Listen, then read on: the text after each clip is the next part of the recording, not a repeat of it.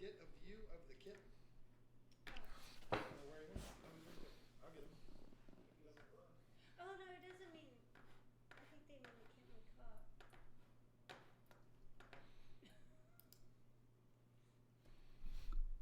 You weren't talking about this one? Everyone sees Reno all the time. Yeah. Well. Ooh, Michael Young says, I'll trade you your possum for my skunk. Now is it a baby skunk? If it's a baby skunk, I might be able to catch it and you can take their stinkers out, can't you? Yeah, but no, I'm not going to do that. Oh. Skunks are cute. They're How so do I cute. become a member? There's a little join button right next to the subscribe button. If you're on an Apple phone, which I am too, there is not. You'd have to do it on desktop. But if you have an Android or if you're on a desktop, there's a little join button. Just click on it. I'll be right with you guys. I'm waiting for John to finish over there at KGTropicals. Can Severums go with Cardinal Tetras? Hang in there with me. Severums are slow growers. Might be a good Daryl, Fishy Biz, Mad Fish Diva. Hey guys, thanks. Notification squad. That I have in here have maybe gotten a half inch bigger. So they are slow growers, but eventually their mouths will be big enough to eat Cardinal Tetras. So in the very beginning, I would say you'd probably be okay, but not for long. How's that audio? Mara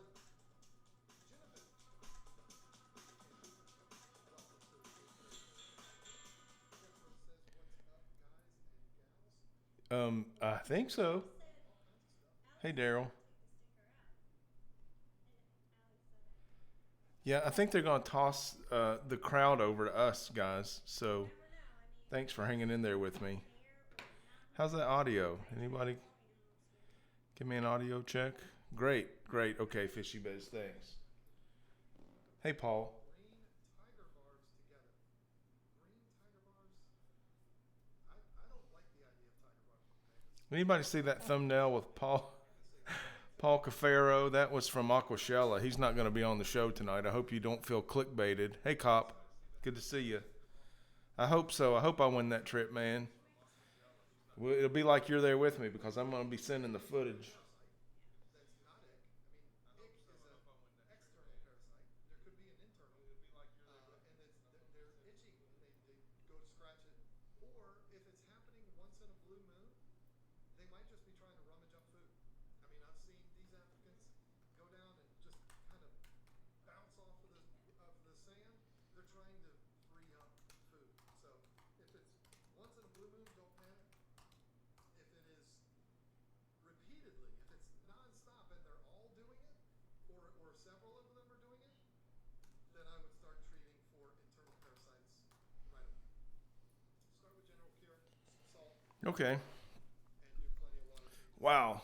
What a couple of weeks. I don't want to Would have loved to hang get out. into a loop here. I don't want to have to repeat a bunch of stuff.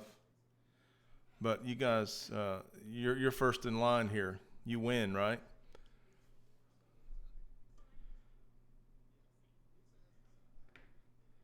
Okay. All right. Fishy Biz.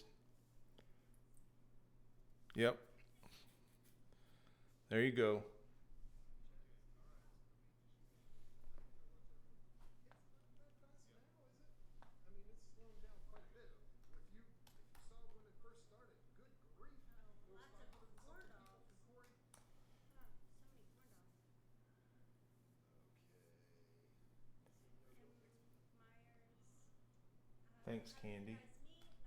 Nothing fish related, but probably a good story. John's sister introduced us, and yeah, and it was just game on after that. Yeah, it was. I don't have lettuce in my beer. Okay. Candy just put the link up in KGTropicals live stream. So John's planning on streaming until 10:30. 10:24 here Eastern time now, so I wanted to go ahead and get a link up so Candy could put it in the stream. Okay, Who was it? too loud? Is that too loud, Fishy Biz? My sister introduced us, but we kind of met. Okay. My sister didn't have anything to do with us actually getting to talking that day. I was picking up my nephew at her house, and we met that day, and we've been together ever since. Any echo? I had some audio on. Hey, Chewy, welcome aboard. No, we didn't like go to school together and we're Man, buddies and it was nothing like that. We met stay hydrated. just being best friends and then Yeah, Candy, me and you both streams. But Candy, you're the one working. You are hauling the load, girl. Thank you so much. Tell Stacy I said hello. I so enjoy sharing life with you guys via social media. Great people doing great things. Audio sounds good. Okay. Oh, there we go. Now, got my chat open. Hey, Cop, let me tell you something, Cop. I swear, I loved every minute of it. I kept asking myself, if I weren't here, what would I want to see?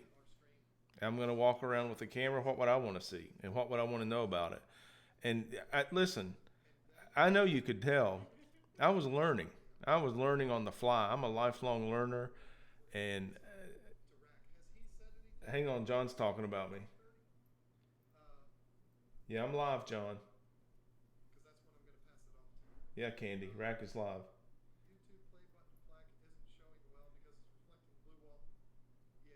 Okay. Yeah, so that's all. That's it. Hey, yeah, thank you, Candy. Let's hit that like button. I'm in another strange scenario here. I can't see the like button, so you guys keep me posted. And I got top chat on. I'm going to change to live chat. There we go. Okay. All right. Alien World Aquatics. What is happening? I'm in here too, John.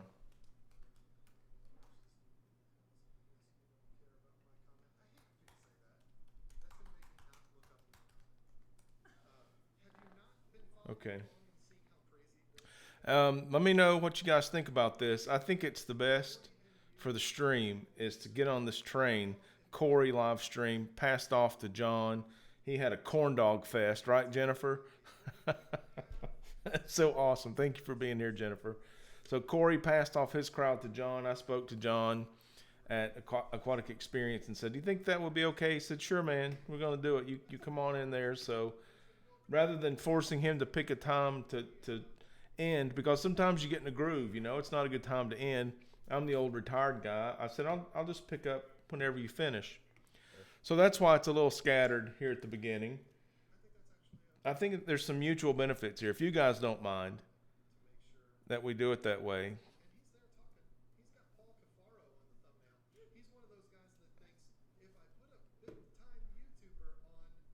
He's John is giving me a hard time about Paul Cafaro on the thumbnail. Should I tell him Paul's a guest? No, that'd be taken the wrong way.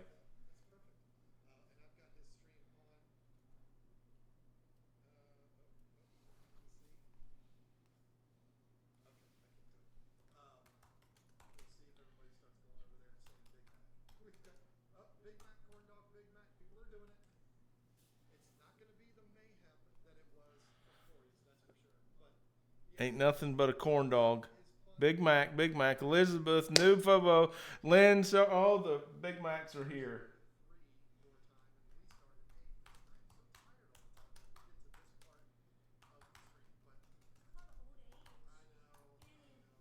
Thank you very much. Oh yeah, okay. And in John's stream, they found the burger emoji. They got the Big Mac emoji going on. Science Gal, hey, what's going on? Just Shrimp Granny. Tyler Lott, Anna's Hobbies. Thank you guys, Debbie Swan. Melissa, good to see you. Leah. Cobco, good to see you. Patricia. Crystals. Luigi. M. Myers. Hello, everyone. Shishi's, good to see you. Yeah, Big Mac. Susan for SLC Aquatics, thanks for dropping in. I'm going to thank John again. Thank you, sir. Thank you, sir. Hey, well, good night, everybody. Thank you so much for joining us. Yeah, tonight. they're signing off now. Lisa's getting the last word. Hey, the Fish Tank Barn. It's good to see you, Mike. Love hanging out with you at those conventions, man. Didn't we have a great time? Elizabeth Welch with the burger icon. That's a Big Mac. Hung Chow, corn dogs and Big Macs, corn dogs and Big Macs. That's what I'm talking about. That's where it's at. It's at the Big Macs.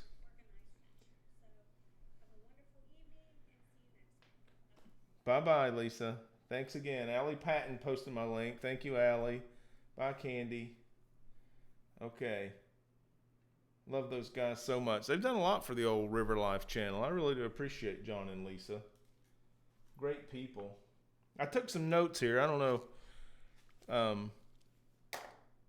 how well I'm going to do with show notes kind of scattered like this. I'll go back and tighten up the video. We'll get a good title, good thumbnail. Paul Cafaro is not here. And John was right for jabbing me about that. What happened was I went live from my brand new software, OBS, and that was a default thumbnail. I didn't choose it. And it was one that I had used for my post-Aquashella live stream. And that was the first clip that I got at Aquashella 2019 Chicago was Paul Cafaro at Greg Whitstock's place, Aqualand, headquarters for Aquascapes Inc.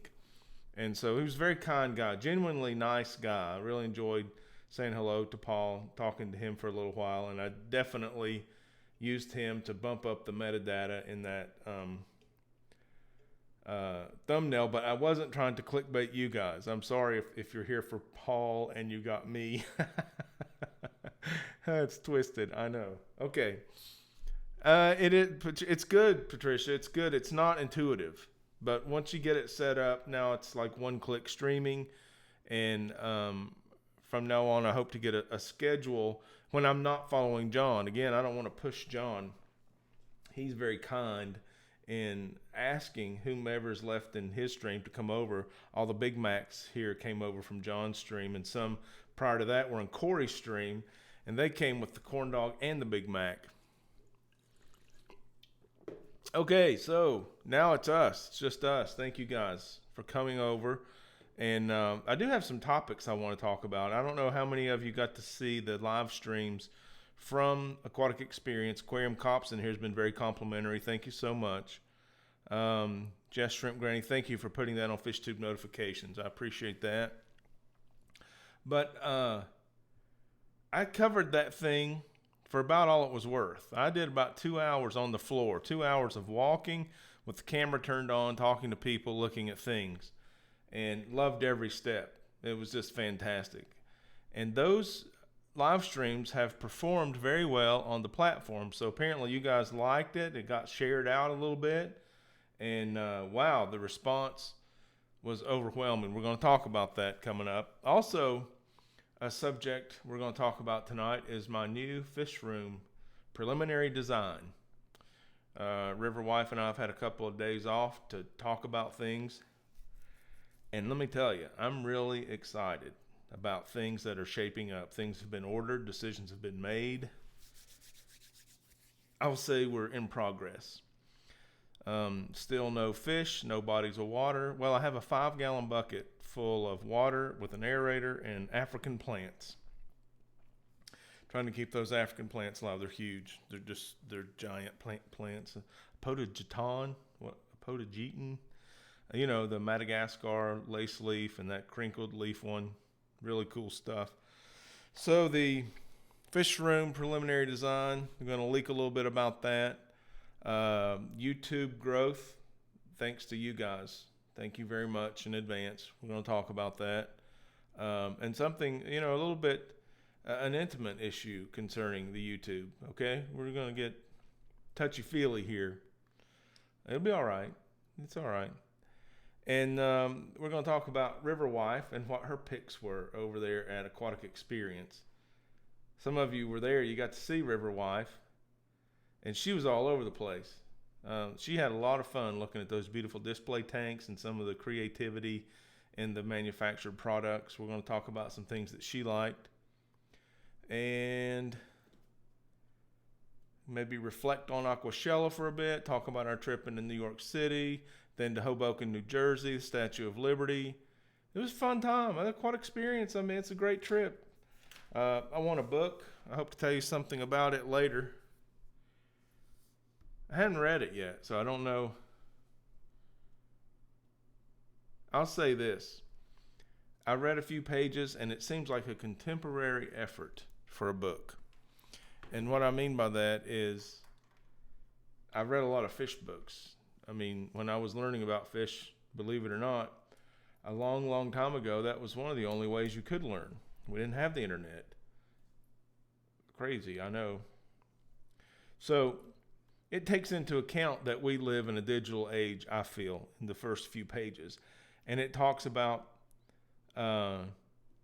traditional ideas, and this kind of breaks them down like, yeah, if you want to know the math, you can go find the math, but here's the working solution. And I'm speaking specifically about the opening comments concerning cycling a tank and the nitrogen cycle. And one of the comments I really appreciated so far, it said, cycling a tank isn't something you do, it's something that happens. So that tank is going to cycle one way or the other. It's going to go through a cycle. You might influence it one way or the other, but you don't avoid the cycle. You don't not have a tank cycle. So I grinned. I mean, the look of the book is kind of elementary, right? Big old pretty Aranda goldfish on there, Animal Planet book, freshwater aquarium problem solver. I mean, it's not going to be a New York Times bestseller, but wonder if that's any count. Read a few pages. I think it is. Retails for $12, hardcover, and I won it at the Tropical Fish Hobbyist booth. They also gave me a copy of their magazine. Okay, so that's all on the lineup for tonight. And let's check back in with chat. Oh, you guys are so great. Greg Bean, SLC, welcoming everybody. Way to go, Susan. Let me scroll up here. Greg Bean says, yeah, man, books. I read pages. Lisa, thank you guys so much. I'm glad you're here, Lisa from KGTropicals. That was so kind. I hope you scroll up and you saw all the Big Macs. That was sweet. Thank you guys very, very much. I asked John about that at the Outback restaurant where you guys were not having the best dining out experience. But he was very kind, as usual. And so let's get into this YouTube topic. And I'll tell you why I asked John if he would consider helping me and kind of hand off a crowd. It's getting late. I don't have to work tomorrow. Most of you do. I appreciate you being here. Thank you for your time. But I decided to ask John for the handoff, and I explained to him that after 2.5 years of doing YouTube, and don't get me wrong, I love it. I hope you can tell in my videos and live streams that I enjoy doing this. I enjoy it a lot. It's not untaxing, you got to pay to play, and that payment comes in energy and expenses and travel and so forth, priorities. But I love it. But after 2.5 years of doing it and kind of reassessing, I love the learning curve, okay? The education, fantastic. I started as an old timer.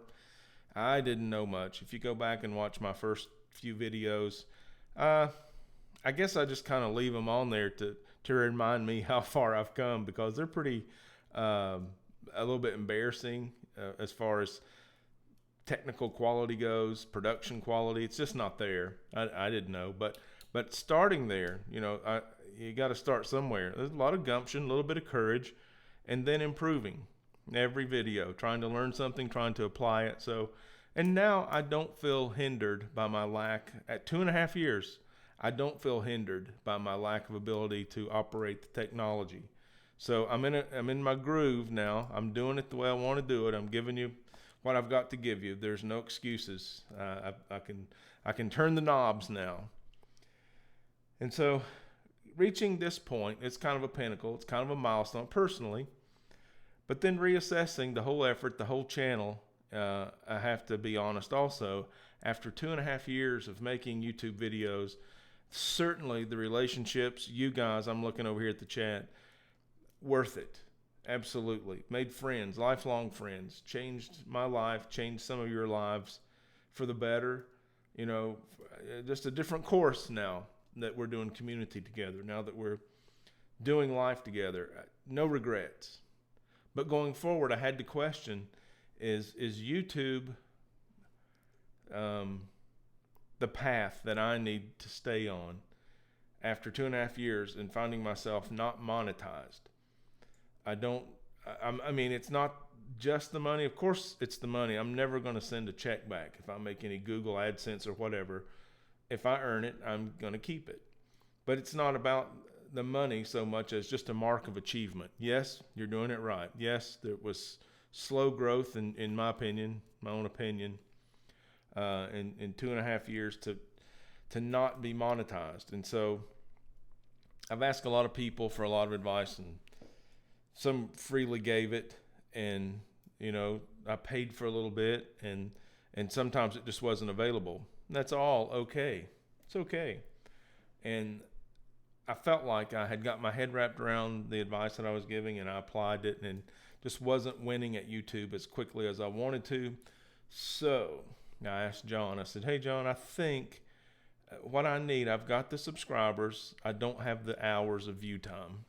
I need the hours to get monetized. And so at the time I said that to John, I had 3,300 hours, and you need 4,000 hours of view time in a year to get monetized. I said, I think I'm just going to have to turn the microphone on and live stream until I get monetized. But it would help if I could follow you, if that would be all right with you, and perhaps you could mention in your live stream. And man, did he come? He came through in spades tonight. Candy and Allie Patton at least were posting that link in there, and John was sending people over. Lisa showed up in the chat. I love those guys so much. And so what happened at Aquatic Experience, there weren't a lot of YouTubers there. If you were in John's stream, you heard him talking about the fish tube booth was empty a lot. There wasn't a lot of guys over there. You're doing it already, Allie. You're helping. So because there wasn't a lot of YouTube volume there, I think I got a bigger piece of the view pie. Hey, John, good to see you. John's here too. Of course he is. I mean, the guy just streamed for an hour and a half. He's coming down off of I just streamed frazzlement and, putting everything else to bed in his mind, and he still shows up. Thank you, John. I appreciate you being here.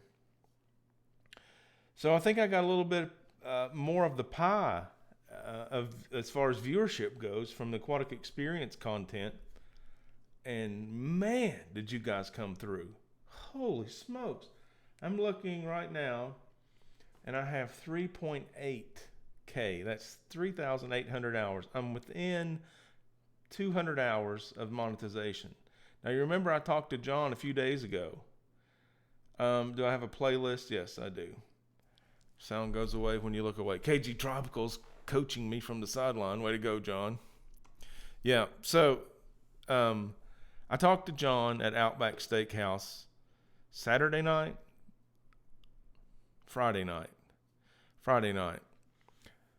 3.3K. I'm talking to you guys Thursday night. 3.8K. Okay? 500 hours of view time. And I did 2 live streams. 3. I did one at the airport, but I think I had the 500 hours of view time after 2 live streams and 1 edited video from Aquatic Experience. Phenomenal response. Thank you guys so much. I can't thank you enough for watching those videos and for telling me what a good job you think I did. That encouragement, you don't even know what kind of fuel that is. It's like rocket fuel. I appreciate it. Jay's crazy. You're going to leave me on autoplay. All right. Well, be careful. YouTube's smarter than they act sometimes. They catch on to those things.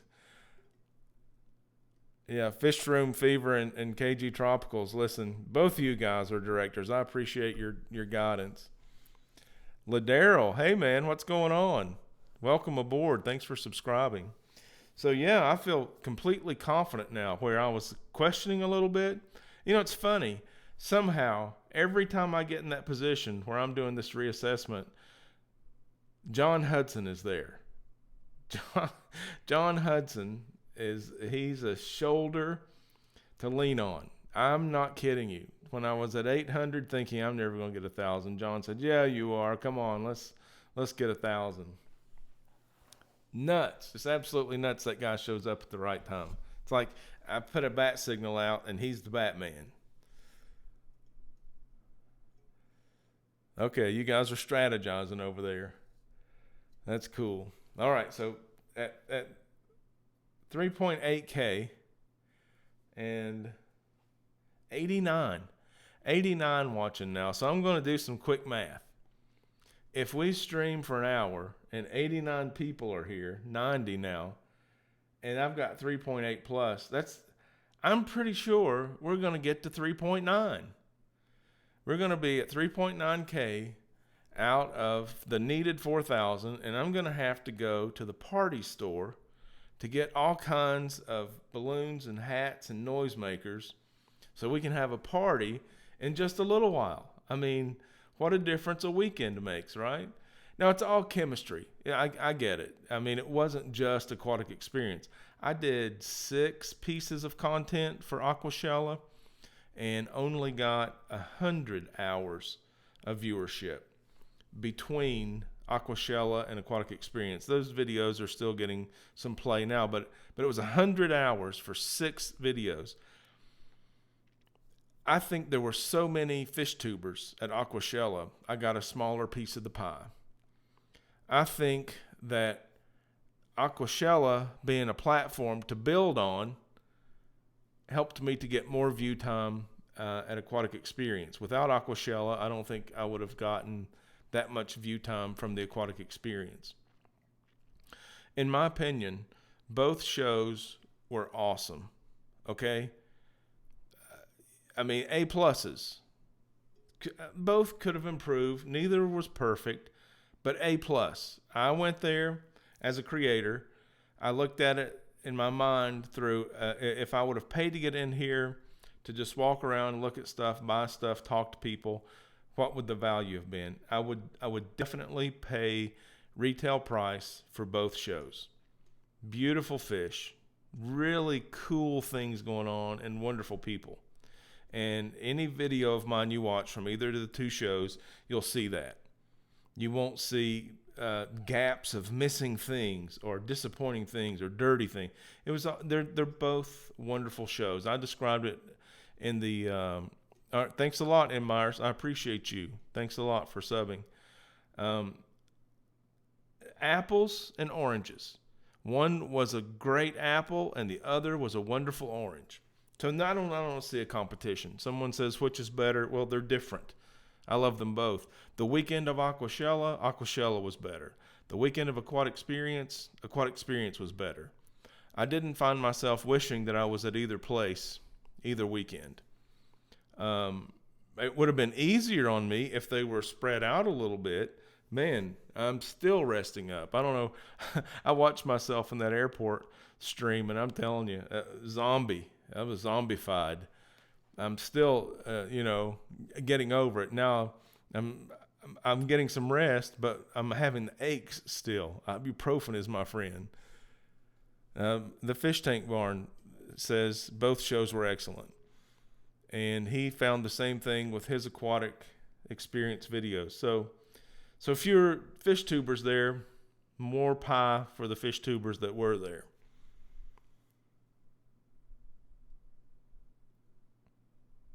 I'm reading Chewy's comment. Chewy has been all over the world apparently and understands what's happening with these fish shows globally.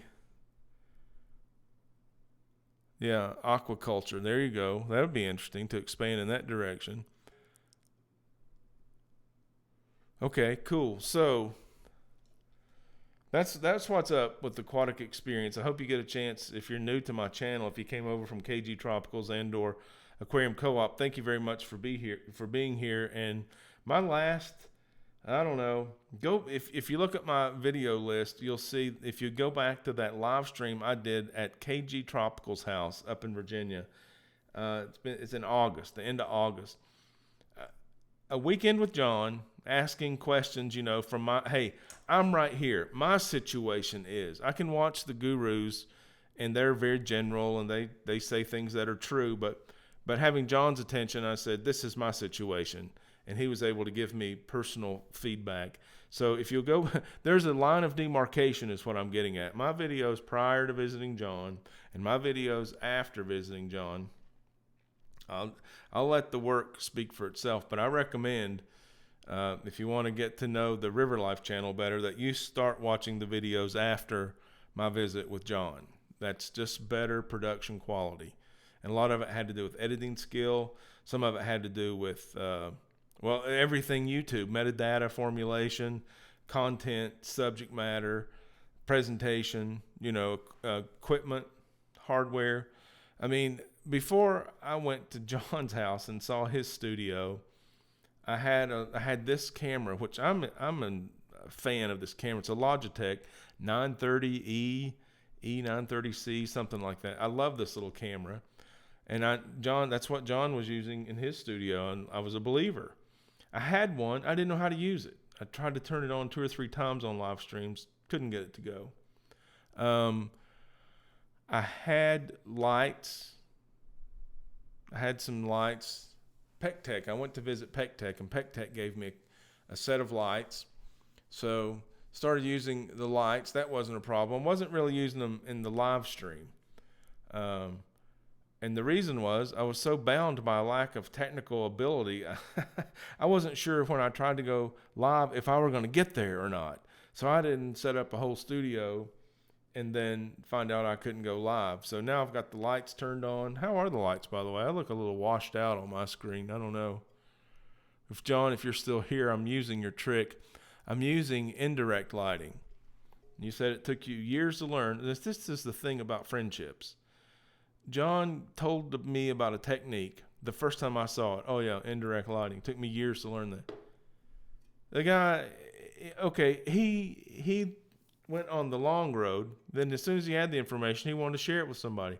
I want to be like that. If I learn something, I want to make it available to you.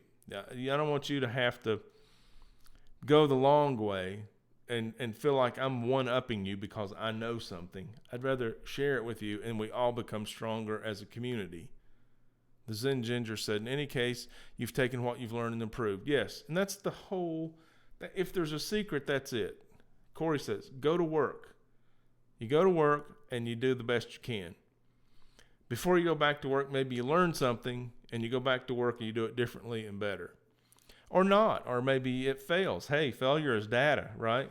0 is data. Learn from your mistakes as well. The Zen Ginger, I love you too. Thank you so much. Lights are great. Thank you. Well, but that's a purchase. The lights, it's just money. Amazon, all day long, cheap. But knowing how to apply them, helps to know somebody.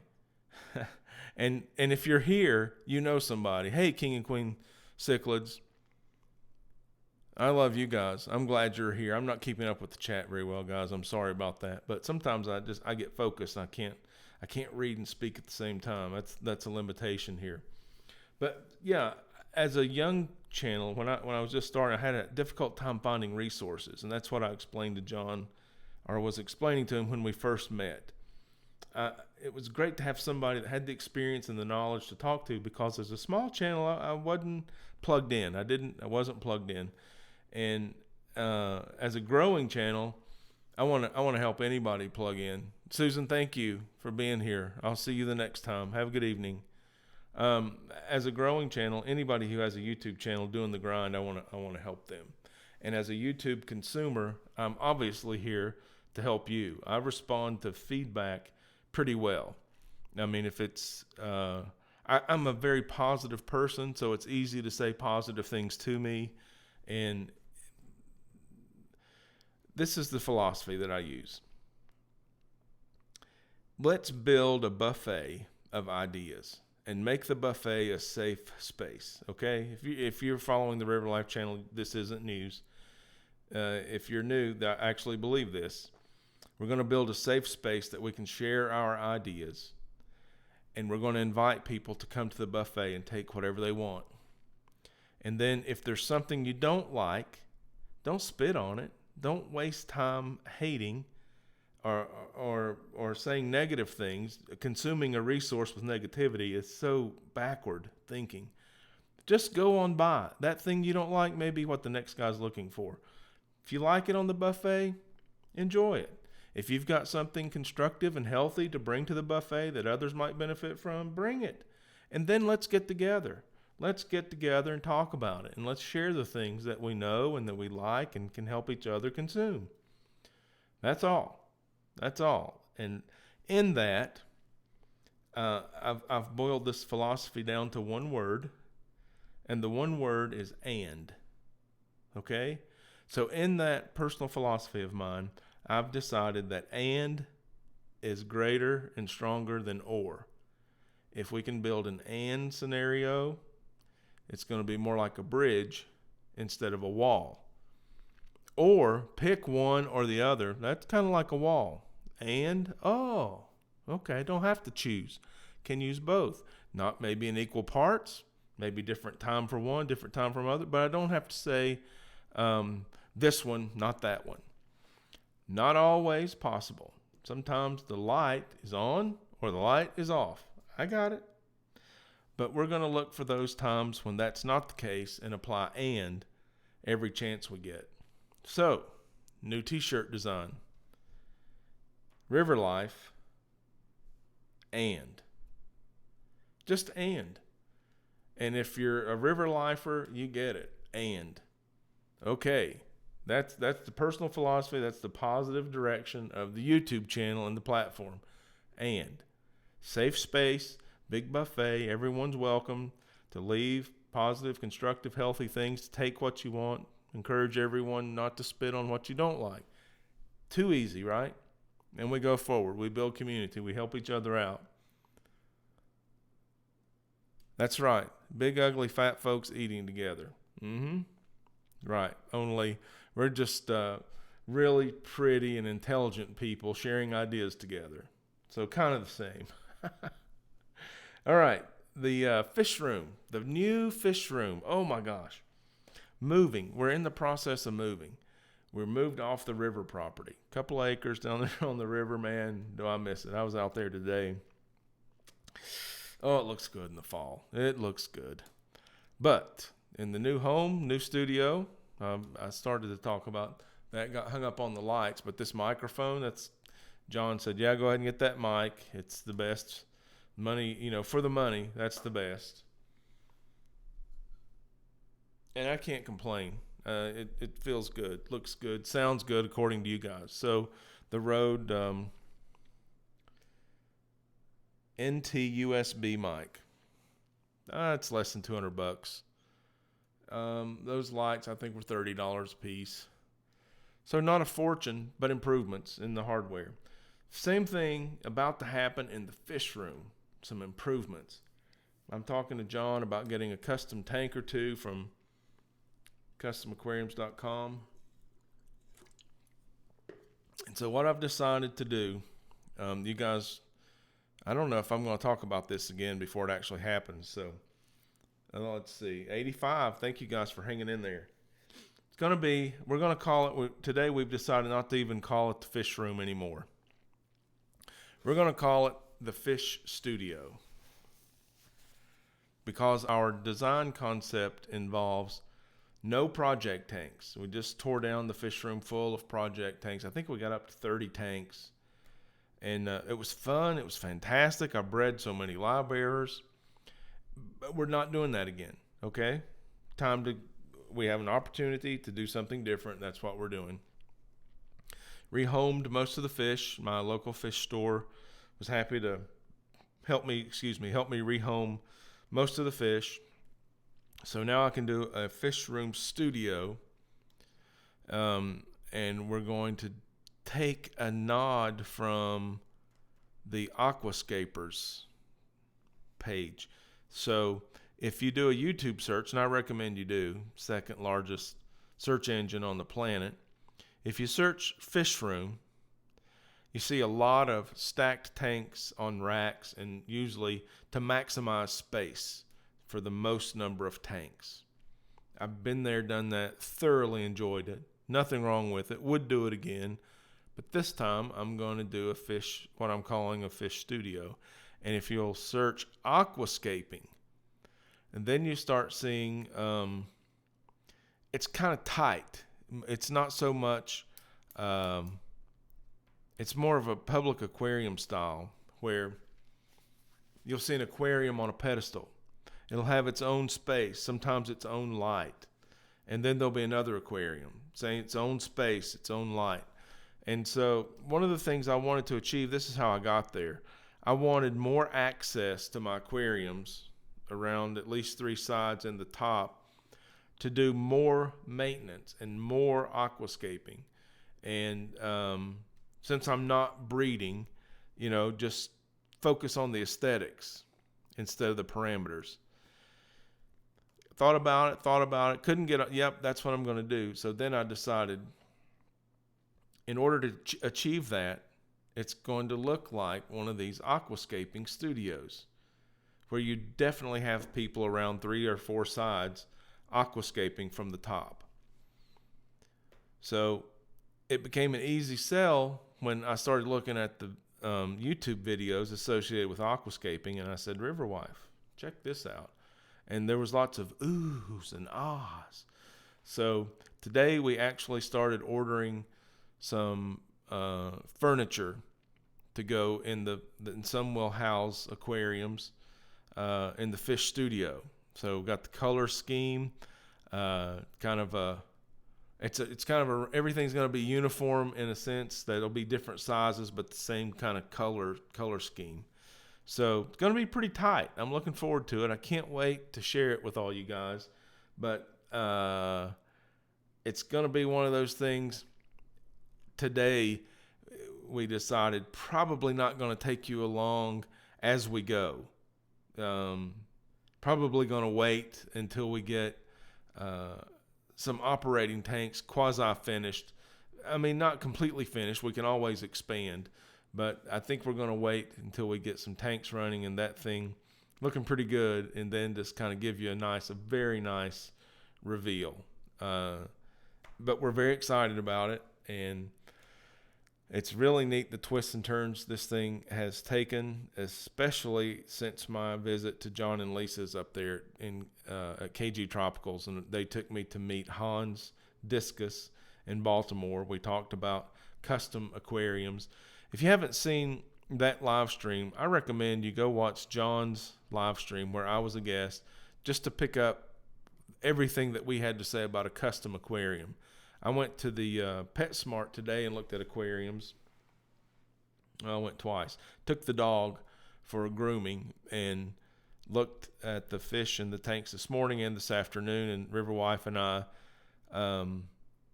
we were designing the tanks that they had with the. We didn't actually convert them into a dojo, but we were looking at their aquascaping material and their tanks and their shape, and we were talking about that piece and that tank, and we were kind of mentally designing several tanks. And the off-the-shelf big box tanks are absolutely fine, and they're beautiful. And once you start talking about the price of a custom tank, it's a different animal. Yes, it's cheaper. Yes, the tank at the big box store will be just fine and your fish will look great in it. But you won't get exactly the shape or the size, especially if you're talking about a monster tank. Not going to be the size you want. It's not going to be fully customized with holes drilled, so you can use a sump and maybe some automatic water removal, automatic water change, what have you. You're going to be drilling your tank, and sometimes that's possible, sometimes it's not with a tank that's off the shelf. So and listen, I've had over 100, I don't know how many, I've had over 100 off-the-shelf tanks. Nothing wrong with them. I've never had a custom tank. Now I'm just in a situation where a custom tank is going to find its way into my life. Yeah, or two. Thanks to Discus Hans and Lisa at KGTropicals, we're probably going to have a discus tank in our living room. Beautiful. Can't wait. So that's exciting. And in my mind, I keep seeing that fish studio, and I don't know how well I explained it. I don't know if you guys caught the vision there or not, but I promise it's going to be awesome. And I can't wait to share it with you. And the sooner the better. But we are moving. We got boxes and 2 houses, and I'm designing and ordering things. We've got furniture all over the place. You wouldn't believe how many. My garage gets filled up with styrofoam and cardboard. I take the cardboard down to the recycle place, and I break up the cardboard as much as I can to put it in the trash can with the other refuse, because we're furnishing a new home, while, downsizing and shifting all the stuff from the other house. It's crazy. And then try to think about building a fish room. I'm gonna have to be quiet. I don't want Riverwife to hear this, but I have to be really cool, about the fish stuff, because it's not really a priority right now with all this other stuff going on. And I think when she looks at me, she can tell, you want to talk about those fish tanks again, don't you? But I mean, it's so cool. If you were at Aquatic Experience and you got to meet her, and she loves for me to be able to engage those things. But priorities, man. You know what I'm saying? Priorities. Okay, so we're going to get there. Hang in there with me. Alien world. Fish living room. Awesome. Okay, yeah, I will have one aquarium in the house, not metastatic tanks, just one. Grab a snack, tell a friend, grab a seat, smash the like, hit the bell, relax and enjoy the Green Team Alliance. Fish Tropic, rocking it. Yep, there you go. Okay, so that's exciting in my life. I'm moving, but I'm getting a fish room. So there you go. And you guys, I'm telling you, 81 of you here, thank you. I don't think I'm going to talk about that much. And I think you may have heard what's going to be said about that. Oh man, scratchy throat. I got to keep the bubbly water coming. Sorry about that. So, no more talk about that. You guys feel free to share it. I'm just not talking about it. Dolly, so funny. I'm going to tell the story, Dolly. I hope I get it right. Is it Dolly or Dally? So, I'm doing a live stream from the floor of the Aquatic Experience. They're closing down. It's like 3 o'clock, 3:30 on Sunday. I just happened to have interviewed Mike from Imperial Tropicals. If you saw the video, you saw him give me a little sound bite there. And he said, see you later, River Lifers. It was funny. Right after I walked away from him, I walked over to the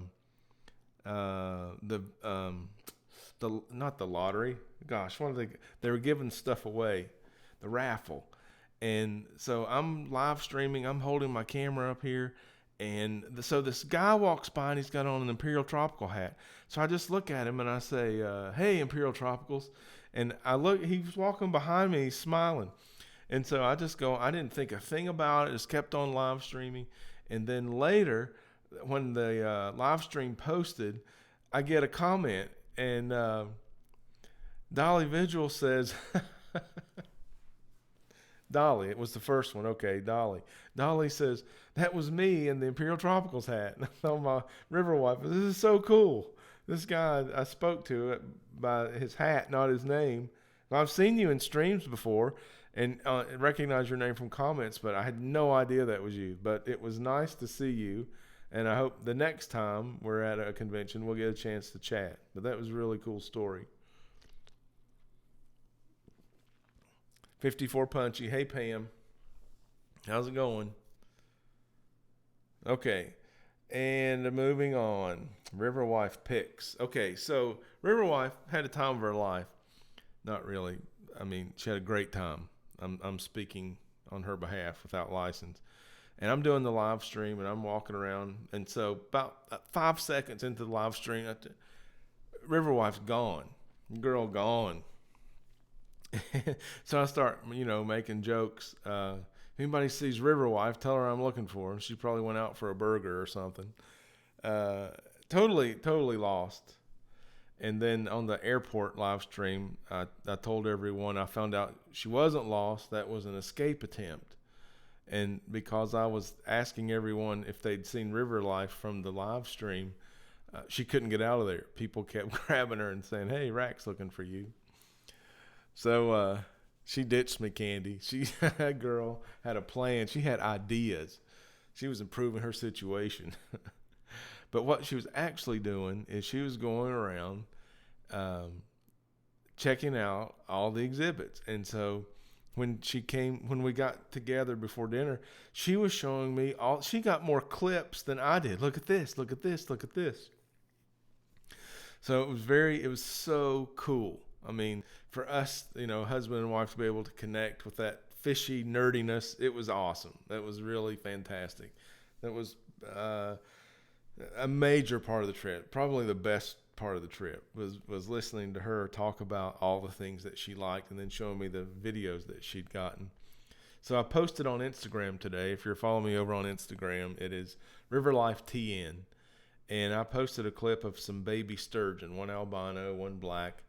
And that was actually a clip from Riverwife. And she knew that I was a fan of the sturgeon. And now she is, because she saw the little babies. And they were probably 4 or 5 inches long. Cute things.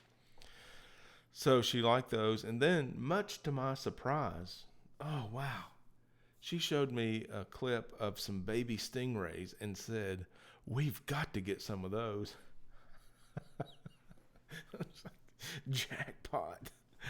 Baby stingrays, heck yeah. Okay, so she liked a lot of the fish. The goldfish tank, of course, if you saw that over by the raffles also. I think Seagrass stocked all the tanks. Beautiful, beautiful display tanks all over the place. Is that true? So Seagrass did very large tanks that were Aquatic Experience, I guess, sponsored, and then the vendors individually did tanks. So that was one of the ones up front that was the Aquatic Experience tanks, the fancy goldfish. Loved it. Just loved it. It found its way into one of my videos. African cichlids, blow your mind.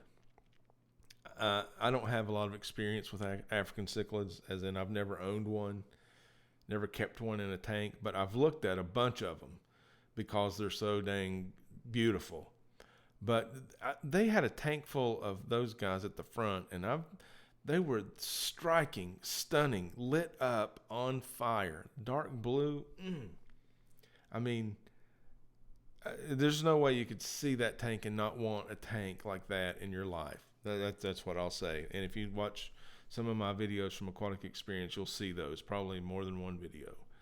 That was also one of Riverwife's picks. Now, one of the things that she liked the best about the whole show was Eddie's booth from Aquarium.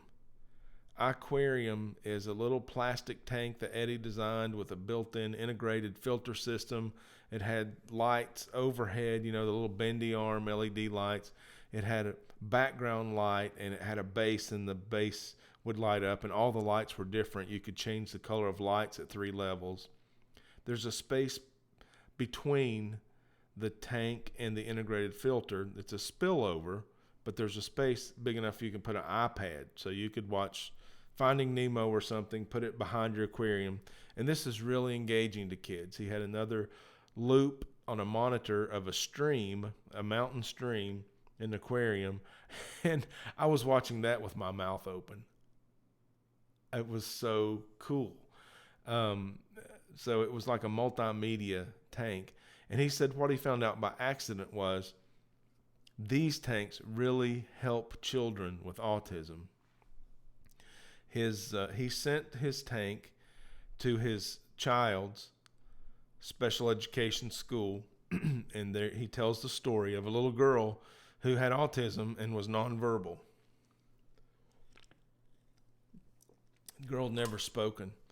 So she's watching the tank and is just so mesmerized and taken by the tank. While she's watching the tank, she says her first full sentence, and people around can't believe it. So they write Eddie this nice letter, and then they find out that this tank, he's got some little speakers, Bluetooth speakers beside the tank that have a little bit of water in them, and sound makes the water bounce and lights light up. Crazy piece of little technology there, but the sensory firings that happen when you watch this, and especially for kids with autism, this is apparently very important. So there's the sound and the sight and the feel. You can feel the vibration from the music or the sound that you're playing on the iPad. And then the fish, of course, the natural movement, it engages the kids in a way that they've never been engaged with so many sensory expressions at the same time and he's got a letter from the classroom about so many children that are now responding better because they had a chance to watch this aquarium. So of course my wife's bawling. I'm trying not to cry and carry on a conversation with the guy. I don't mind to cry, but I really wanted more information. And so my wife said this is the kind of place that she likes to visit. And because she met Eddie, a human that's making Earth better for other humans. And the story, he's been on NBC News. The story is so cool, he didn't mean to do that. He was just trying to make a better mousetrap. Here's an aquarium nobody's done. You can stick your iPad behind it. And it turns out it was a great help for kids with autism. So that happened at Aquatic Experience. And I asked him about, let's see, what did I ask him? He was so busy. It took me 10 laps to get to talk to the guy. Oh, I asked him about his website, and he said he's got a remnant website where he did a Kickstarter, but it's not really fully active yet. But the name of his aquarium is Aquarium. So if you dig often enough, deep enough, you might be able to find something about that thing. It was worth the price of admission to know that there are people like Eddie out there, and that we as an human animal, can make a difference in other people's lives. That was pretty special. And I've already told you about the new book. Tropical Fish Hobbyists had a booth, and they had this little game, wasn't a skill game, little fish running around with their mouth open, and you took a little fishing pole and it closed its mouth and you lift it up and you look on the bottom, see what you won. Everybody's a winner. And kids were in line to do this, and they were giving away cool toys for kids, engaging people. Of course, they wanted to sell their magazine. Everybody has an angle. That's okay. It's a trade show. But they were doing something, especially for the kids, and engaging the kids. On that note, one of the premier display spaces when you go into Aquatic Experience was filled with glowfish. Glowfish also had a prominent place in the display at Aquashella. So apparently, it appears as though glowfish are in fact bringing new people into the hobby. It also appears that glowfish are in fact controversial and divisive when brought up in conversation.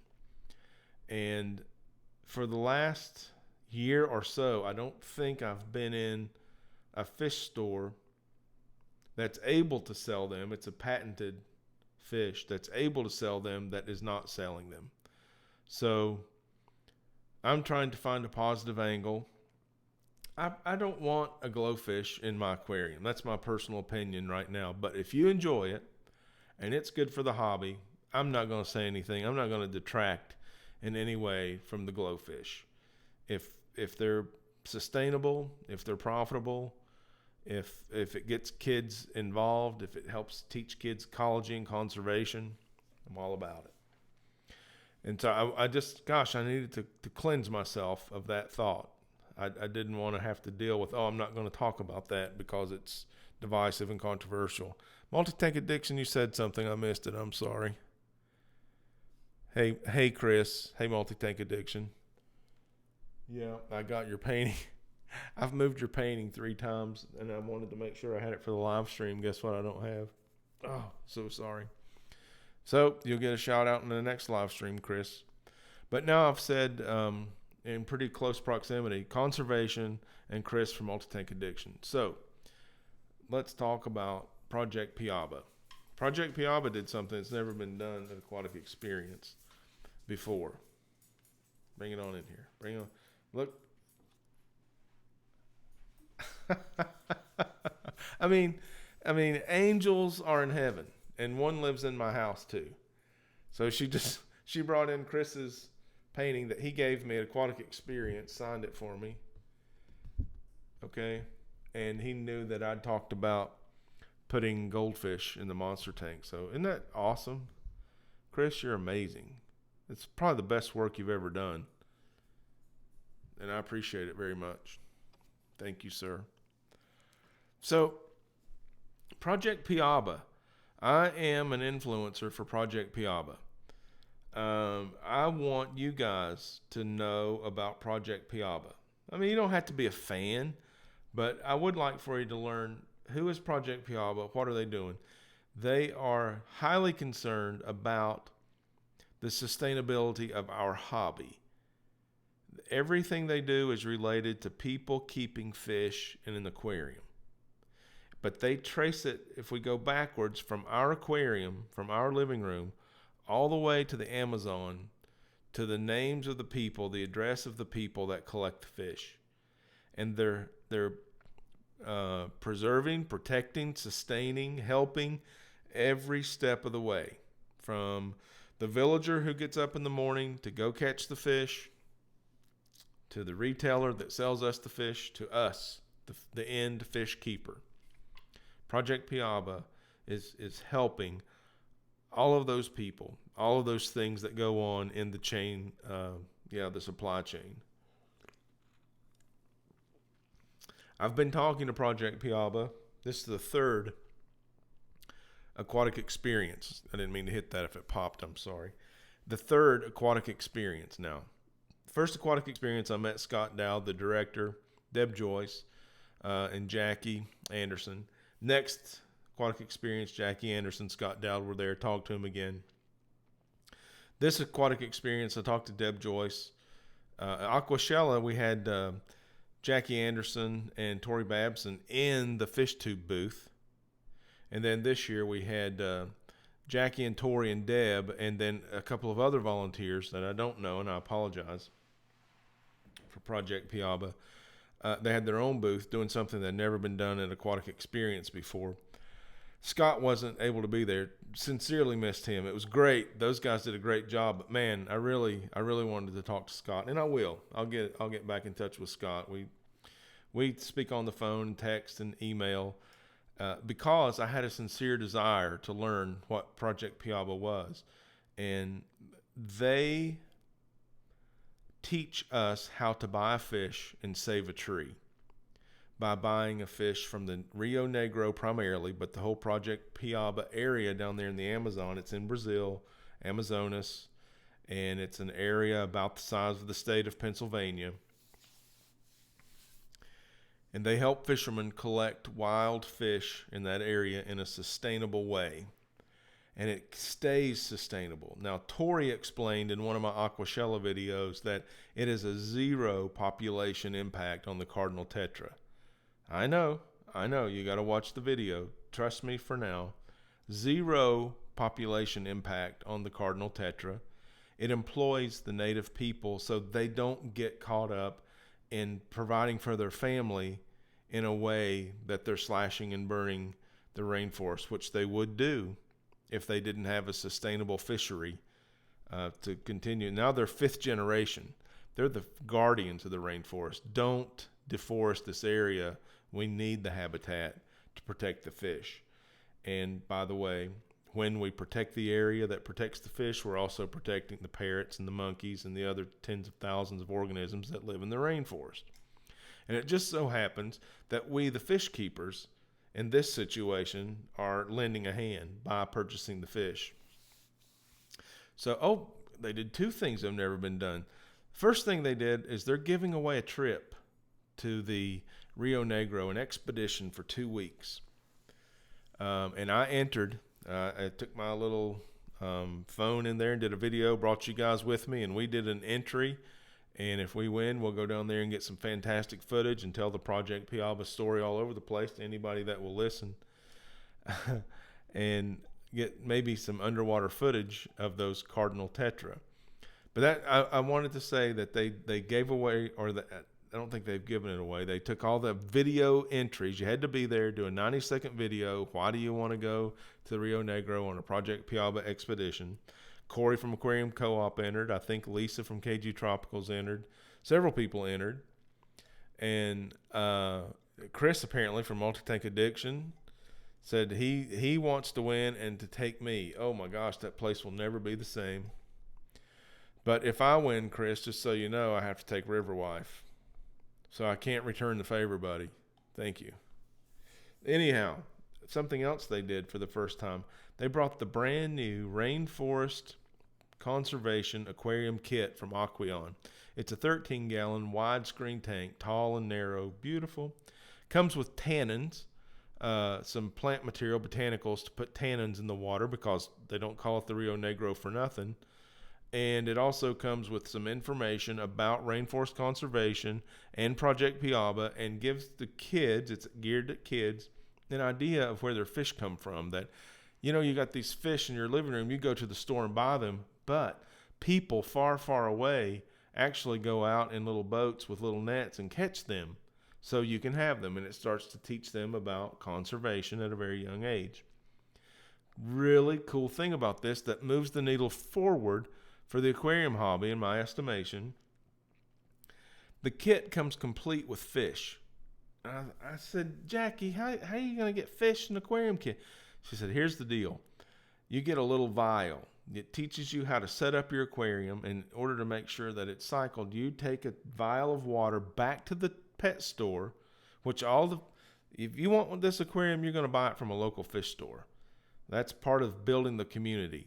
Just like they're helping the fishermen down in the Amazons build a co-op and work in community, they're marketing this retail aquarium through Aqueon, through local fish stores. You buy it through a local fish store to help the community. You cycle your tank. You take the water test back to the store where you purchased the aquarium. They test the water. If it's okay, you've already paid in advance for fish. It's a $20 or $25 coupon for fish at the store where you bought it. I think the tank is the kit, the tank, the light. I think it even includes a heater, a filter, the botanicals, the decor, everything but the water, the fish, the information. Yeah, so it's $20 or $25 worth of fish. So once your water test, then you pick out fish. And I think it's awesome. I can't wait to get my hands on one. I'm standing in line. There is on the Project Piaba website, there's a store locator. If your local fish store isn't one of the stores that are carrying the tank, get in touch with Project Piaba. Have them get in touch with Project Piaba, and they'll get information on how they can be a retailer of that tank. Yeah, Kaler's Aquatics. Good to see you, Bob. Thanks for being here, buddy. So thanks, Candy, for that link. There it is, projectpiaba.org. Great people. I love what they're doing. I love the people. I actually made a painting and donated it to Project Piaba for them to sell for donations. I brought back some fish from Aquashella. These are hand carved by people of the Amazon, and they sell them at the booth for $10 a piece. Donations, $10 a piece. I told them to give me a handful, so I have 5. I have 4 left. And I told them that I would ask the River Lifers if they wanted one, if they would consider donating $20 to Project Piaba. I'll send you one. I'll pay for the postage. That's my gift. So I got 4 of these left, and I've got a post office box. It's in the description of several videos. If anyone has a pen handy, it's River Life YouTube channel, Post Office Box 462, Mountain Home, Tennessee, 37684. Each one's different. Hand carved. Don't know if we're going to get any more of these. These are hand carved by the people of the Amazon, not manufactured in any way that we can guarantee a supply. I have 4 of the Cardinal Tetra left. If you want one for $20, I'm going to pass it along to Project Piaba.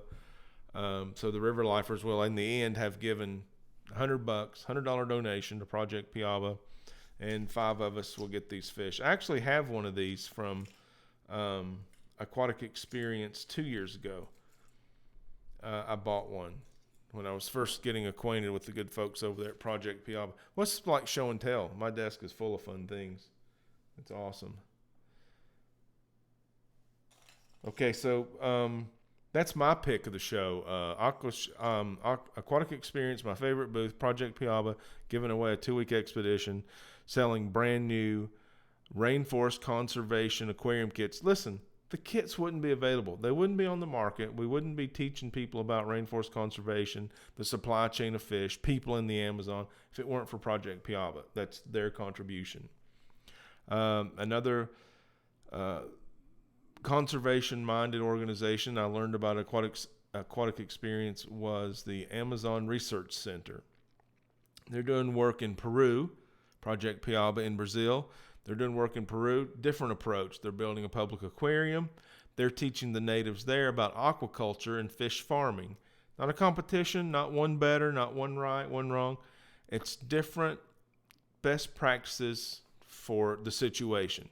And there is an ultimate and for those guys. We're looking at transferability. Okay, so we got one project in Brazil, one project in Peru, and we're looking for transferability. Okay, we got data for 30 years from Project Piaba. They've been doing it for 30 years. So where would this information, where can we land that next to expand this rainforest conservation? Now we have a completely different approach over here in Peru. Where does that fit best? Okay, now over at Project Piaba, a big part of that is now Seagrass, the Seagrass Inc., Seagrass Farms, the largest importer-exporter of fish in the United States, on board. They have they got a Project Piaba section, and they adjust their water parameters to that of the Rio Negro area to receive the Project Piaba fish. And it's getting to the point now where traceability is very important. We're nearing the point where we can trace which fisherman in the village caught the fish all the way to the purchase, so that potentially one day you can purchase a fish out of a tank that will have a barcode on it, and when you scan, not the barcode, but the QR, when you scan it, you get a picture of the fisherman who caught it and where they caught it, and you can learn something about their family and their culture. Pitter patter. I mean, this is getting pretty good for the fish hobby. If you ask me, this is right up the river life way of thinking. You talk about community, now we got extended community. Beautiful things.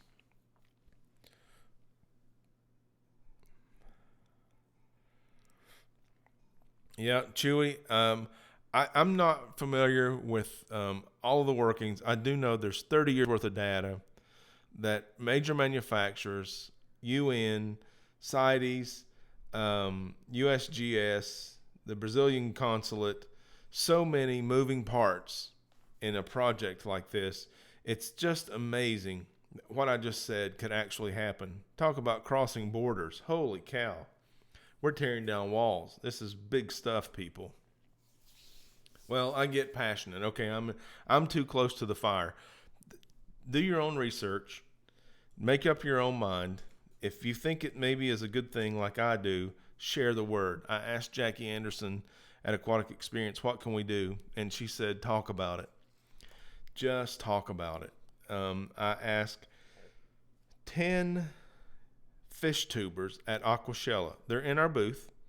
Project Piaba is in our booth. I asked 10 fish tubers, what do you know about Project Piaba? And no one that I asked could explain that they were protecting a fishery and providing traceability through a supply chain to conserve the rainforest as a result of purchasing a fish, which I think is huge. It's huge. They recognize that Project Piaba is well thought of, well respected. They're involved in rainforest conservation. Not sure how they do it, but we trust the people who are promoting it, so not really in the weeds with the details. Okay, not a problem. You're supporting them. Way to go. But now there's an ask. Will you please learn a little bit so you can talk about it? That's all. Make up your own mind. If you think it's worth talking about, talk about it. Okay, there you go. Multi-tank addiction is all in because of me. I'm talking about it. I reached my friend Chris. Wow, is my work done here? I don't know. But if everyone reaches one, Project Piaba is further along in accomplishing their mission of protecting that fishery for generations to come. And because I'm a fish keeper, well, here's the deal. Scott Dowd, the director of Project Piaba, lifelong fish keeper, just like myself. I've been keeping fish for over 50 years. Scott's first trip to the Amazon, he saw these huge loads of fish just being taken out of the Amazon River, put on a boat, and sent to the aquarium hobby. This is the aquarium fish hobby extracting all of these fishes out of, and he thought, I've got a broken heart. I'm a part of this. I'm driving this extrication from this beautiful, fragile habitat so that I can have a fish in my aquarium. And he felt really bad. And so he wanted to make a positive difference. So he started investigating. Lo and behold, what he was seeing wasn't bad. It was being done sustainably. They were using fish, thanks to the Endangered Species Act and CITES and other restrictions on fish that, we don't sell in our hobby. Some are illegal in America. Some are illegal in all the UN nations because of their rarity and fragile nature. So what he found out was that these fishermen that were catching these fish were protecting the rainforest in a time where it was in vogue, and it still is today, to slash and burn the rainforest. Now, the alternative to protecting the rainforest and making sure that that habitat remains pristine so the fish do well is to cut down all the trees, burn down all the trees, and put cattle on it. Easy buck. You can feed your family if you'll do this. Now, the cows are there consuming, well, first of all, you're cutting down the old growth rainforest. Will we ever get that back? Not in our lifetime, if ever. And now the cows are doing what cows do, and now they're polluting the river. So it's a triple negative that's interrupted by a family that can make its living. And we do have to make a living for our families, right? We're sensitive to this, by protecting the rainforest. So when Scott learned that, then it became his life's mission. I've got to tell this story. People have to know that you can buy a fish and save a tree. And when we save a tree, then we're preserving the rainforest and the monkeys and the parrots and the livelihood of these people and our hobby. That's just, I go on and on. I'm sorry. That's who I am. Now you know. And I'm definitely for Project Piaba. That was my pick of Aquatic Experience. What was my pick of Aquashella? Project Piaba. Got a great interview with Jackie and Tori at Aquashella. That video's it's probably my favorite video. And it starts out with Jackie saying the average fish keeper. And that's all of us. Everybody is included. And anything she says after that is us. And she talks about how we're making a positive difference. So you got to get chills thinking about it.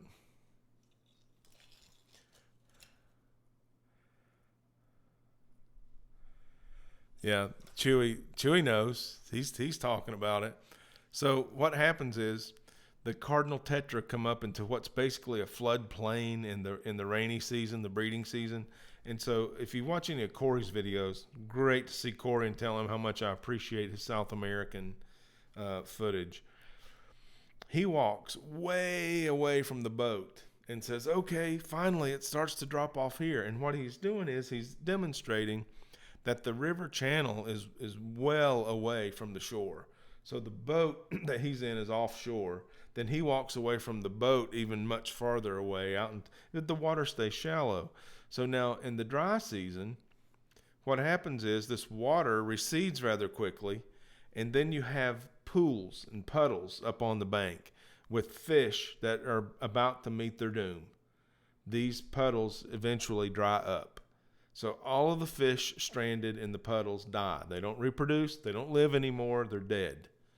So the fish that are taken by these fishermen, which, by the way, the technique is a small hand net and the oar from a little canoe, and they just kind of herd the fish into the net, to the hand net. That's the technique. It's worked for 5 generations. They catch thousands of cardinal tetra. So science, the work's been done. The population study's been done in the area. The term, which scientists don't use very often, is inexhaustible. At the rate they're being collected, a sustainable rate to sustain the family's fishery, there's an inexhaustible supply. Further work's been done about the fish. They're catching them in the shallows. You see these people wading in knee-deep water to catch them. They're up in the floodplain. And it's Tori Babson said at Aquashella, the fish that are taken would be doomed anyway. Those are the fish that are going to die in the dry-off. So it's a zero population impact. That's a scientific number, not my opinion. And if that's the case, and I believe it is, I just don't have a hard time believing that, we're definitely buying fish and saving trees.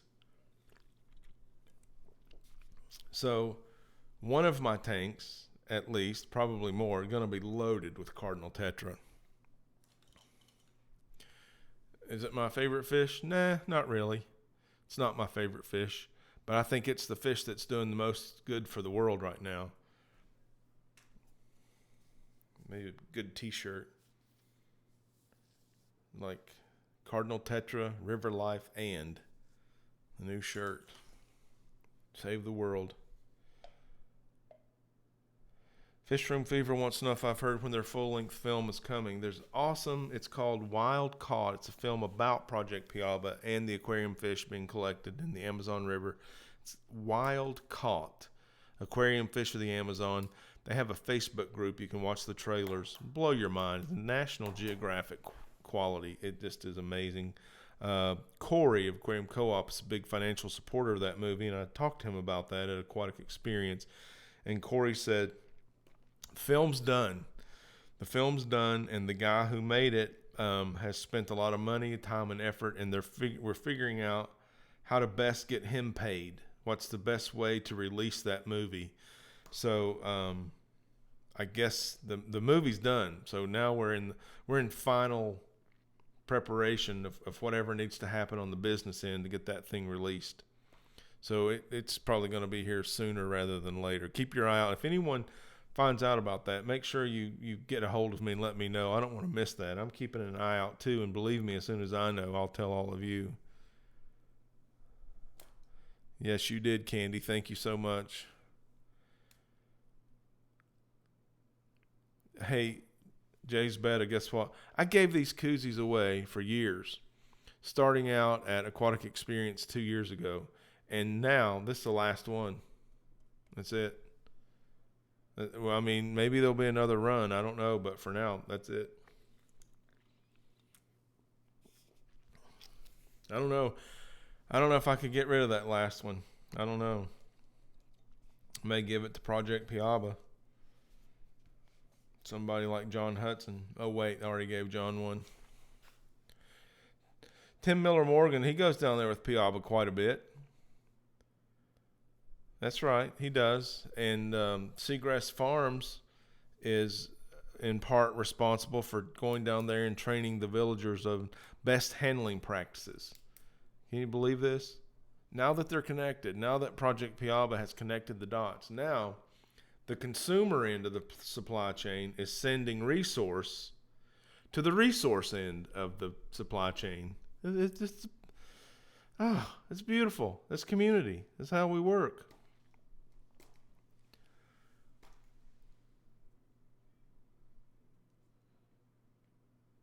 John Larson says, and I'm not just catching up here, I don't know what's about to come.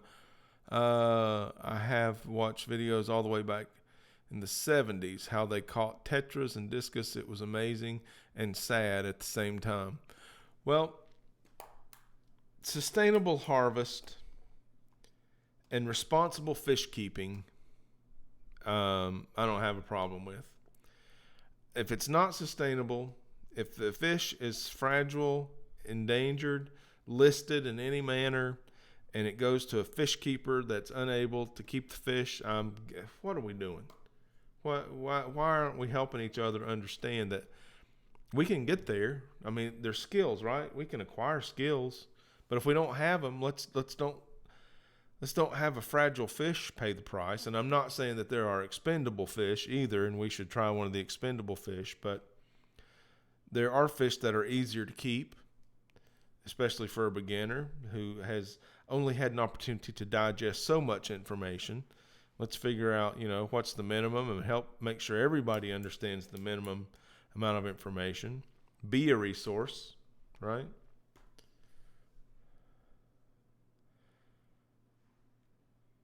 Salt and salinity. Now, you guys, you're so smart. There's so much intelligence in this community. I love being a part of this community. What happened? I don't know. Something happened. Okay. It's going to be all right. Following Aquatic Experience. Amazing. You guys saw the videos. I was so tired. And I'm feeling it again now just talking about it. But so what I did to rehab was Riverwife and I went on into New York City. Let's get tired and go on into the city and hang out. So we went to Chelsea Market and up on the High Line Greenway, the Rails to Trails. Are you guys familiar with that? Where they take a railroad track and they turn into a pedestrian bike path. So in New York City, they have this section that they've taken an old subway line, which is elevated above the street, and turned it into a greenway. And it is phenomenal. Feature after feature. They have their own field guide for insects and birds and whatnot. Loved that place. Oh, it was my kind of place. Art, music, food. Oh man, it was like, I can't believe we're in New York City when we were up there. And if it weren't for the skyline and seeing the sights and looking below, watching all the traffic, it would be like, wow, this is crazy. And it really played tricks on your brain. So that was a fun time, and it was an Uber ride from the Embassy Suites there at the venue. Not too bad. And so then the next day, we stayed another day. We went into Hoboken, New Jersey. I swear, for some reason, I had prejudged Hoboken, New Jersey, and thought it was a northern, fast-paced, dirty. I don't even know why. I don't even know why I thought. I didn't know anything about it. It was a very bad stereotype I had. And when I got there, I've never been in a calmer, more charming city than Hoboken, New Jersey. I mean, it really elevated my whole opinion of all of New Jersey. And the reason we went is because my wife's a foodie, and we watch a lot of the Food Network, including Buddy from Carlos Bakery. And their first store was there in Hoboken. So we went to the Carlos Bakery in Hoboken and had lobster tails, the pastry type, and what else did we have? Cannolis, cheesecake, Italian cheesecake. So much for the diet. But it was a wonderful, wonderful place. I'm a geocacher, and I got the New Jersey souvenir by finding a geocache, and it was right by Carlos Bakery. And so the name of the cache was Cache Boss. If you remember Carlos, Buddy from Carlos, and Cake Boss, that was his TV show, Cake Boss. So this was called Cache Boss. It was a lot of fun. We went up the street and had a noodle bowl for lunch and a hipster joint. It was crazy clean, and everyone's so friendly. And lots of people in Hoboken, New Jersey now have River Life stickers. Most of them wanted them. It was fun to go up there. And then we went to a park, and I took the very best pictures of the Manhattan skyline that I've ever taken. Liberty? No, it wasn't. I forget the name of the park. But then from there we went to Liberty Park. Look out the dogs in here. Looky, are you going to put in an appearance? Come here. Come here. You want to say hi? Come on. She had her bath today. Come here. Come here. You guys, they don't believe I'm talking to a dog because you won't stand up. Come on. Come on. Come here. You good girl. Oh, look, there she This is Lookout. Okay. All right. You can go. Good girl. Good girl. So we went from a park where we could see Manhattan like never before to Liberty Park, Liberty State Park, where we saw the Statue of Liberty. New Jersey's cool, right? I mean, who knew? You got to go to these aquarium conventions and add a couple of days onto your trip. Let me see if I can find a Manhattan picture for you. It's worth it. I mean, you guys have seen it on TV if you haven't been there. I hadn't been there in so long. I was just kind of, oh man, I was drinking it in. Lots of pictures of the backside of Statue of Liberty. Here we go. I don't know how this is going to work. You tell me. Can you guys see that? Of course, the lighting isn't perfect. This picture of a picture here. There we go. Sinatra Park, okay? Dolly says, wow. Candy, you gotta be tired.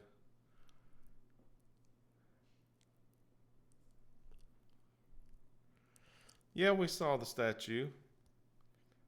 Funny story. Not so funny. The only negative Uber experience I've ever had came in pursuit of the Statue of Liberty.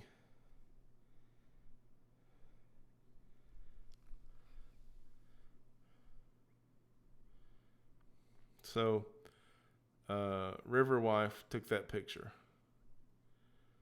of me looking at the statue. And the story was, so Liberty Park, turns out it's a pretty good sized park. And so the Uber driver takes us to the park, old guy. He takes us to the park and says, is this okay? Well, no, we want to go to the viewing area. You're in the park. And he pulls over, no shoulders, a guardrail, no amenities. It looks like a highway. I mean, it's really just a 2-lane road. People are zipping in and out of there, you know, New Jersey traffic. We got out of the car and into nothingness. And I swear we walked for a mile and a half. A mile and a half to get to the statue. And the old guy was just tired of carting us around. Get out. So that was hopefully my only ever 1-star review. And then I blamed it on driver navigation. A 1-star review for an Uber driver. Hung Chow wants to know, how many tanks do I have? 0. I have 0 tanks. Well, I guess you're talking about working tanks with at least water and or plants and life in them. I have a 5-gallon bucket with some large African plants in it. I've just torn down a fish room with, well, that's not true. At the river house, I still have a 300-gallon stock pond with koi in it.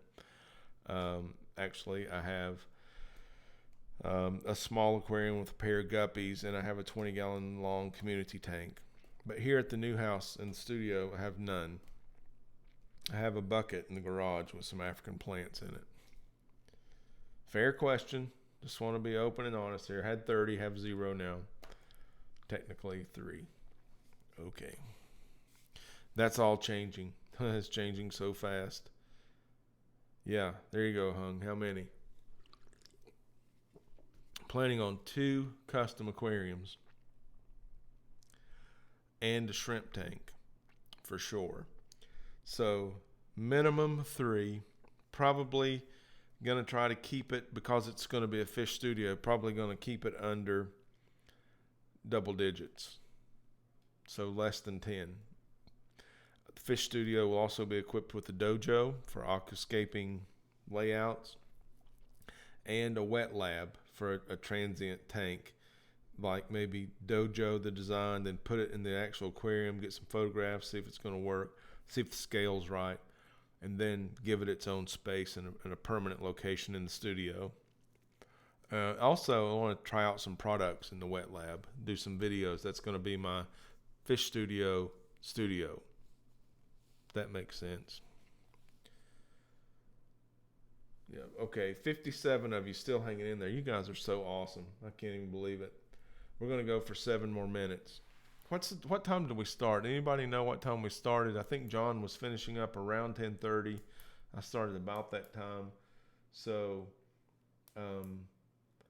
my hours viewed hasn't kicked over, but I think that thing only changes once a day. So we're trying to achieve 3.9K, 3,900 hours of watch time. We're at 308. We're at 3,800 something. Okay. Hey, Hung, no problem. Thanks for being here. Glad you're here for the first time. That's the first time I've mentioned the wet lab. So I'm designing a new fish studio, and it will incorporate a wet lab, which is just an area. Basically, it's a nice looking surface tabletop that I can set up aquarium to display products, layouts, designs, lights, so forth, but not a permanent display tank. And I'm calling it the wet lab. And it's basically just going to be a YouTube studio where I can shoot some content for you guys. I'm calling it a wet lab. Chewy, the goldfish tank, which is the monster tank, has definitely been reprioritized to tank number 2. Tank number 1 is going to be a living room tank, probably about 100 gallons, 36 inches square, 18 inches tall, something like that.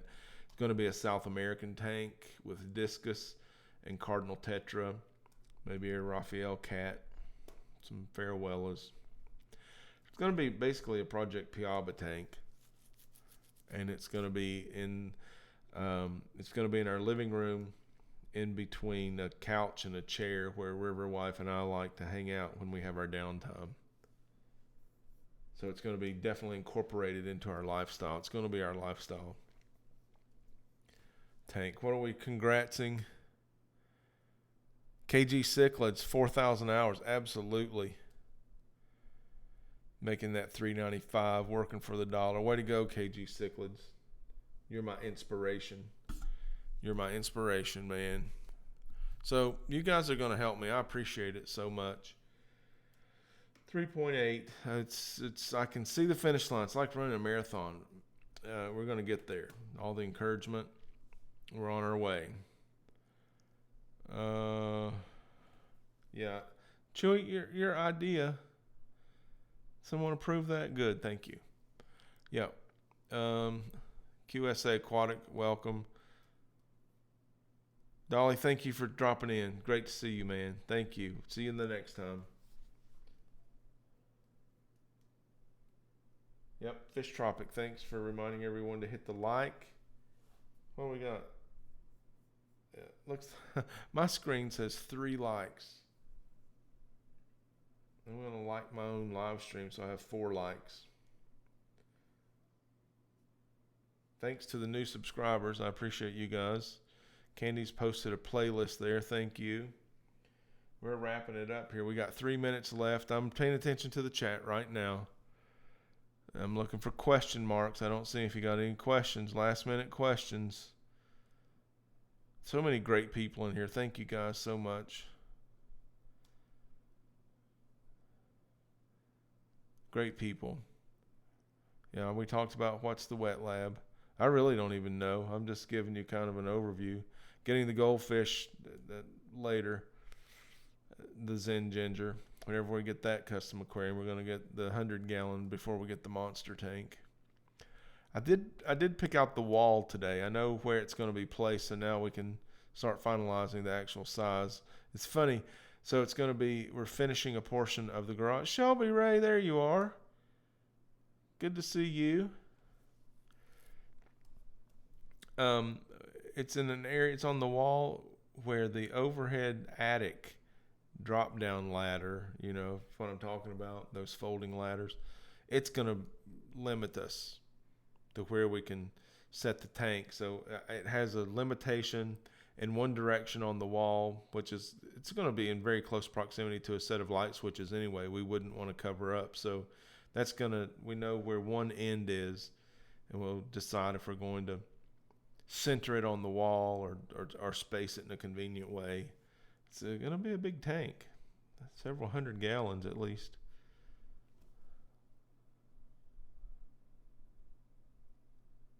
Yeah, that shot was cool, Candy.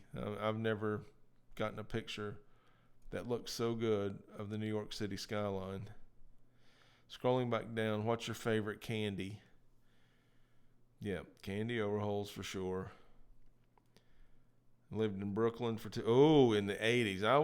Bob, I was in New York in the 80s every other weekend in the summer. It was much better this trip than I recalled. Much, much better.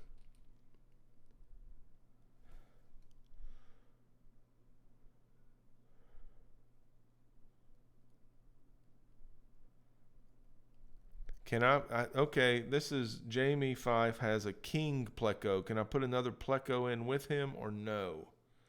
I don't know if you mean another king pleco or another species of pleco, so I don't know. If anybody can help out Jamie with experience with king plecos, go for it. All right, we're at 12 o'clock. I'm going to shut her down. And I want to say you guys are awesome. Thank you so much for being here. Thanks for helping Rack out.